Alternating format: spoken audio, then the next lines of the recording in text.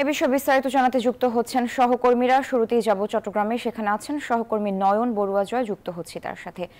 জয়, ঠিক কি দাবি রয়েছে ইন্টার্ন চিকিৎসকদের এবং এই কর্মবিরতির কারণে রোগীদের কতটা ভোগান্তি পোহাতে হচ্ছে, জানাবেন সেখানকার বিস্তারিত।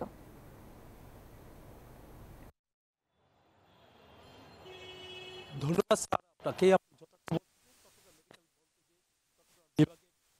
বড় হাসপাতাল যেহেতু সরকারি, আমরা দেখছি এখানে বিভিন্ন প্রত্যন্ত অঞ্চল থেকে রোগীরা আসেন। তবে আমরা দেখছি এখানে দাবিতে তারা এখনো পর্যন্ত অনড় আছে। দুপুর 12টা থেকে 5 দফা দাবিতে তারা এখনো পর্যন্ত অনড় আছে। তবে মানববন্ধন কর্মসূচি তারা শুরু করেছেন একটু আগে।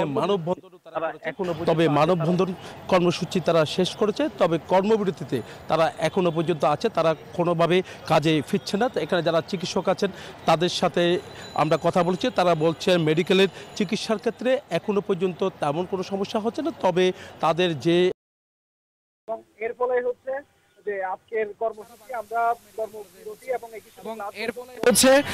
আজকের কর্মসূচি আমরা কর্মবিরতি এবং একই সাথে ক্লাস বর্জন চলছে। পাশাপাশি আমরা সকাল থেকে মানববন্ধন করেছি এবং মানববন্ধন শেষে আমরা হাসপাতালের পরিচালক স্যার এবং কলেজের যে প্রিন্সিপাল স্যার ওনার বরাবর আমরা 5 দফা দাবির যে স্মারকলিপি সেটা প্রদান করেছি এবং এই কর্মসূচি অব্যাহত থাকবে যতক্ষণ না পর্যন্ত আমাদের সরকারের পক্ষ থেকে আমরা কোনো পজিটিভ সিগন্যাল পাচ্ছি। আমরা যদি সরকার এটা মেনে না নেওয়ার চেষ্টা করে তাহলে আমরা কঠোর কর্মসূচি দিতে বাধ্য হব এবং সারা দেশে কিন্তু এই কর্মসূচি একযোগে পালিত হবে। ধন্যবাদ।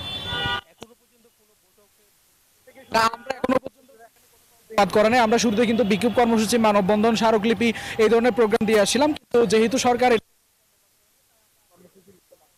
ক্লাস বর্জন এবং এবং একই সাথে কর্মবিরতির অপেক্ষা করছে।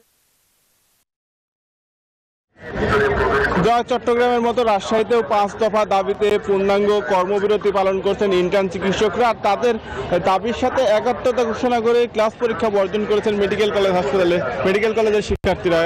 সেই 5 দফা দাবির কর্মবিরতি, সেই কর্মবিরতির ফলে কিন্তু তীব্র ভোগান্তিতে পড়েছেন রোগী এবং তার স্বজনরা। আমরা এই মুহূর্তে রাজশাহী মেডিকেল কলেজ হাসপাতালে রয়েছি, সেখানে আমরা রোগীদের সাথে কথা বলেছি, তাদের স্বজনদের সঙ্গে কথা বলেছি।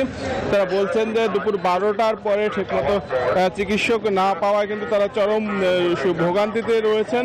আর মেডিকেল কলেজ হাসপাতাল কর্তৃপক্ষ বলছে তারা চিকিৎসা ব্যবস্থা স্বাভাবিক করতে পদক্ষেপ নিচ্ছেন। যারা ইন্টার্ন চিকিৎসক রয়েছে তাদের সঙ্গে কথা বলে চিকিৎসা কার্যক্রমে ফেরানোর ব্যাপারে আলোচনা চলছে। আর ইন্টার্ন চিকিৎসকরা কিন্তু বলছেন যে দাবি আদায় না হওয়া পর্যন্ত কর্মবিরতি অব্যাহত থাকবে। এই ছিল রাজশাহী থেকে সর্বশেষ। মর্তুজা, জয়, দুজনকে ধন্যবাদ।